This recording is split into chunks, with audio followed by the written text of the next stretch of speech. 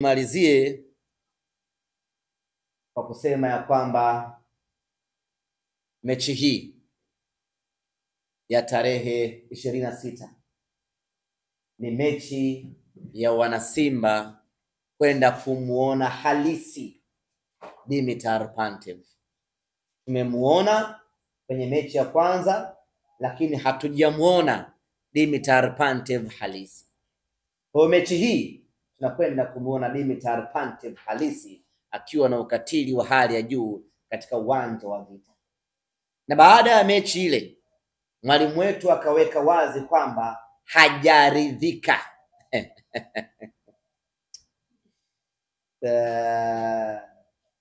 Mwalimu akaweka wazi kwamba bado hajafurahishwa. Mwalimu akaweka wazi kwamba bado hajafurahi na kiwango cha timu yake. Kipo kitu ambacho mwalimu anakitaka kikubwa zaidi. Inawezekana mimi na wewe mwana Simba hatukijui, lakini mwalimu kasema kwamba yeye bado hajaridhika. Na kwa kuwa mwalimu amesema yeye hajaridhika na kauli mbiu ya mchezo wetu huu wa tarehe 26, tunasema ya kwamba hatujaridhika. Hatujaridhika wana Simba kwa magoli tuliyoyapata.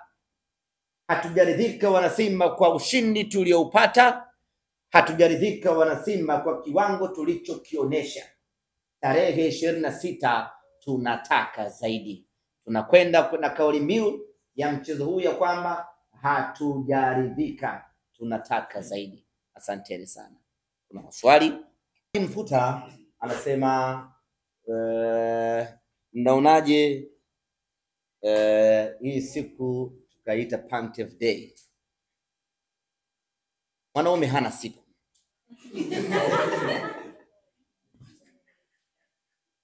Sawa bana Kwa hiyo hii ni Simba Day ya meneja Pantev. Lakini tunaangalia uwezekano wa kumfanya kuwa mgeni rasmi katika mchezo huu. Hiyo ndiyo title yetu sisi, mgeni rasmi. Nikishapata baraka za wakubwa zangu tutamtangaza kuwa mgeni rasmi. Ile mwanaume hana siku.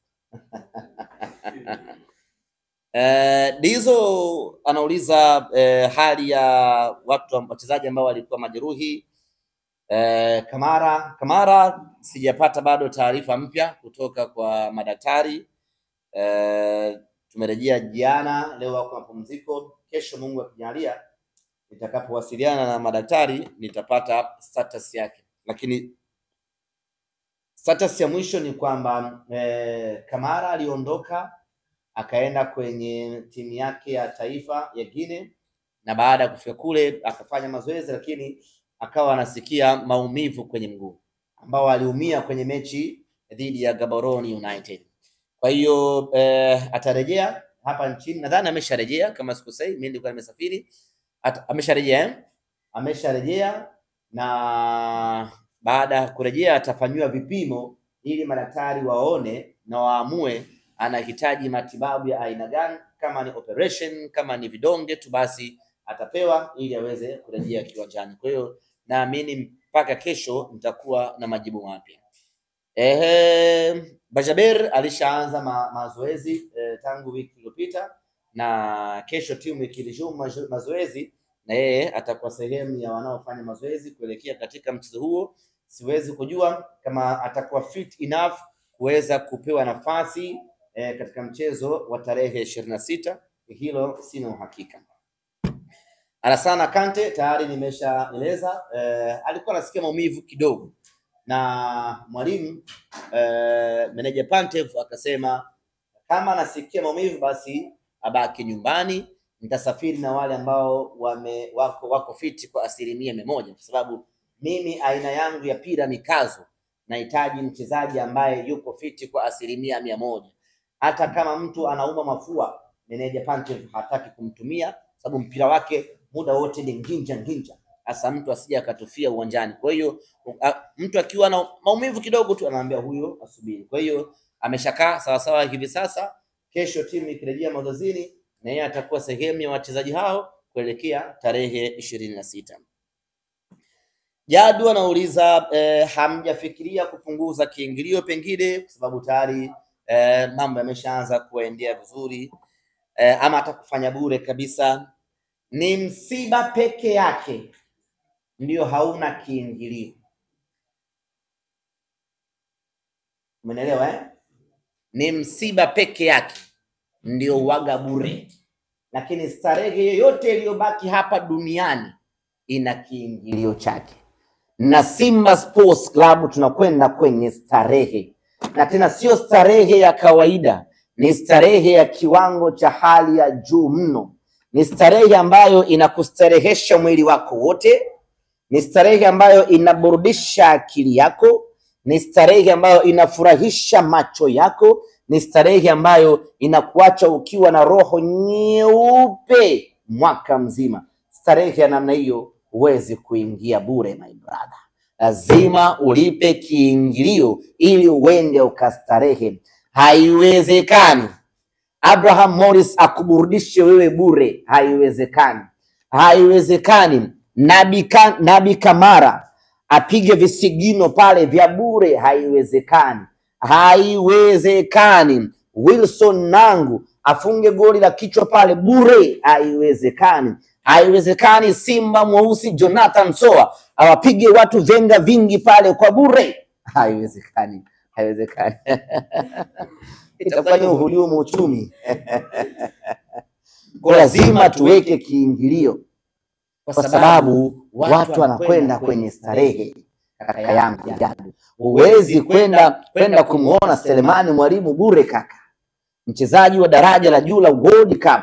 Huwezi kwenda kumuona Rushain bure my brother, ni mambo ambayo haiwezekani. Huwezi kwenda kumuona Yakubu Suleiman kwa shilingi 3,000 ama 2,000, haiwezekani. Ni fedheha kubwa, ni Tanzania wani yule. Haiwezekani kwenda kumuona Kagoma bure, ni kumtusi yule Kagoma. Kwa lazima tuweke viingilio, tena viingilio vya maana kweli kweli, kwa sababu unakwenda kupata starehe ya roho yako, unakwenda kujisahaulisha matatizo yanayokukabili wewe na familia yako tarehe 26. Na hiyo siku watu tunakwenda tunaenjoy namna hii uwanjani. Njoo na bebe yako uwanjani, kama unao 3 4, njoo nao wote waje wafurahie. Njoo na familia yako siku hiyo uwanjani. Njoeni watu wa enjoy, usije peke yako. Njoeni watu wafurahie. Hii ni starehe, uweze kwenda bure ndugu yangu. Na tarehe 26 mesha kuona movie ya Escape from Sobibo? Mesha eh? Hawajaiona Wale watu waliopanga mstari wanaingizwa kwenye tanuru la moto, walivyokuwa na wasiwasi pale, sababu kwanza wanakwenda kuingizwa kwenye tanuru la moto, alafu ukikimbia huku kuna bunduki, kuna mbwa anakung'ata, yani unakuwa na wasiwasi. Sasa hao ndio watu wengine wanapokwenda kwenye mechi zao. Kwa Simba Sports Club unakwenda uwanjani tarehe 26, yani unatoka nyumbani na furaha, unaingia uwanjani na furaha, unatoka uwanjani na furaha. Nyama ameshaingia hatua ya makundi. Ni kweli mpira na maajabu yake, mpira na dunda, lakini maajabu ya wale mabwana kupindua meza haiwezekani. Hao ni mnayaona? Yani sisi Simba Sports na akili zetu, yule Nsingizini la kwanza, la pili, la tatu, dakika 90. Hata tucheze miaka 3 ndio watapata goli moja kila mwaka mmoja. Jamani, natumai tumemaliza